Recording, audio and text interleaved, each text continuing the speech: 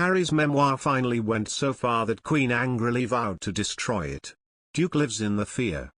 Prince Harry's autobiography is due to be released next year, the same year the Queen marks 70 years on the throne, with Harry and Meghan Markle tipped to attend events for it. Prince Harry's memoir, which is due to be released next year, will make the Queen's Platinum Jubilee celebrations quite weird, a royal expert has said.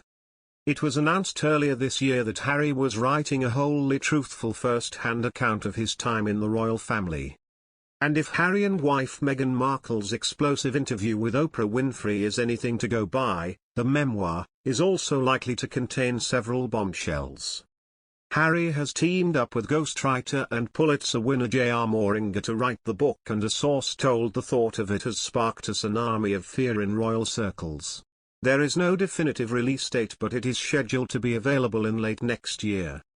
Meanwhile, also next year the Queen will celebrate 70 years on the throne with her Platinum Jubilee. Buckingham Palace confirmed June 2 to June 5 will see a series of events reflecting Her Majesty's time at the helm, after she succeeded her father to the throne in 1952, aged just 25.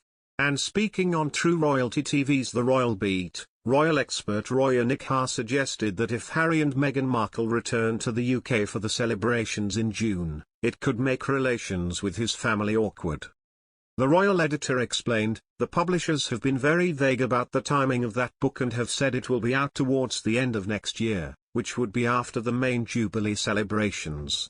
If they come over for the Jubilee next year, which I'm sure they will be part of it somehow, it's going to be quite weird with the royal family sort of thinking, what is coming in a couple of months' time and what bombs might drop. You say he is going to have to come out with a lot of details in the book, but I don't think Harry will need a huge amount of encouragement to do that.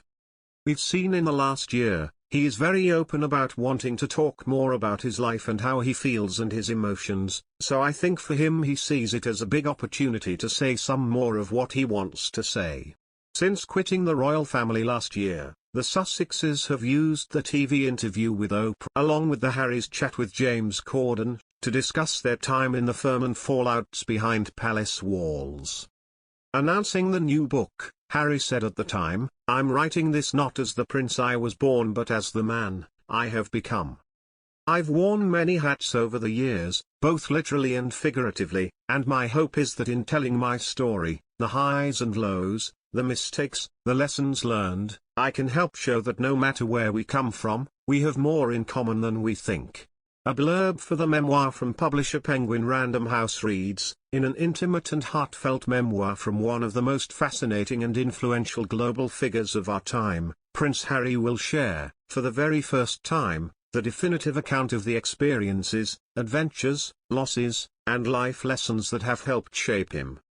Covering his lifetime in the public eye from childhood to the present day, including his dedication to service, the military duty that twice took him to the front lines of Afghanistan, and the joy he has found in being a husband and father, Prince Harry will offer an honest and captivating personal portrait, one that shows readers that behind everything they think they know lies an inspiring, courageous and uplifting human story." The Duke of Sussex wants to be included in next year's four-day bonanza for the Queen, with plans being released by Buckingham Palace. Phil Dampier, author of Royally Suited, Harry and Meghan in their own words, told, "I think it is arrogant of Meghan and Harry to opt out of things they don't want to do, e.a., normal royal duties and representing the Queen throughout the Commonwealth, but they are quite happy to come back and pick and choose. If you are not supporting the monarchy, why celebrate 70 years on the throne?" Obviously he wanted to come back for Prince Philip's funeral, which is fair enough as it's his beloved grandfather, but coming back to celebrate the Jubilee, it does smack a bit of hypocrisy. The Jubilee,